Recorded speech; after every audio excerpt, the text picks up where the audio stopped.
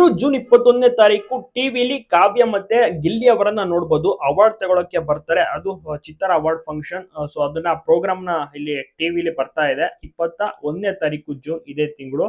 ಸಖತ್ತಾಗಿ ಕಾವ್ಯ ಅವರು ಡ್ಯಾನ್ಸ್ ಮಾಡಿದ್ದಾರೆ. ಹೌದು, ಕಾವ್ಯ ಅವರನ್ನ ಡ್ಯಾನ್ಸ್ ಮತ್ತೊಮ್ಮೆ ನೋಡ್ಬೋದು. ಬಿಗ್ ಬಾಸ್ ಬೆಳಗ್ಗೆ ಅಲ್ಲಿ ಕೂಡ ನೋಡಿರ್ಲಿಲ್ವಾ, ಸೂಪರ್ ಆಗಿ ಡ್ಯಾನ್ಸ್ ಮಾಡಿದ್ದಾರೆ.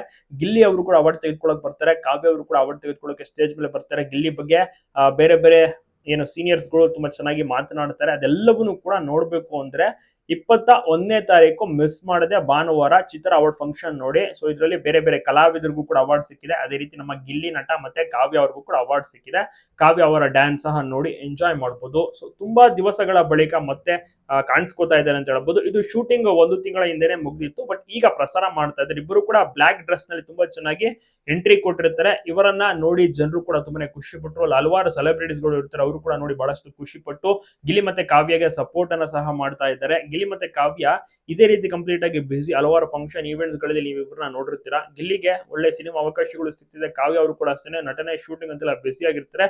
ಈವೆಂಟ್ಸ್ ಫಂಕ್ಷನ್ಸ್ ಗಳಲ್ಲಿ ಜಾಹೀರಾತುಗಳಲ್ಲೂ ಸಹ ಕಾಣಿಸ್ಕೊತಾ ಇದ್ದಾರೆ.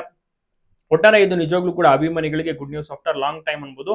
ಸ್ವಲ್ಪ ದಿವಸಗಳ ಬಳಿಕ ಅಂದ್ರೆ ಈವೆಂಟ್ಸ್ ಗಳಲ್ಲಿ ಇವರನ್ನ ಒಟ್ಟಿಗೆ ನೋಡಿದ್ವಿ, ಬಟ್ ಡ್ಯಾನ್ಸ್ ನೋಡಿರಲಿಲ್ಲ ಅಲ್ವಾ. ಈಗ ಡ್ಯಾನ್ಸ್ ಸಹ ನೋಡಬಹುದು.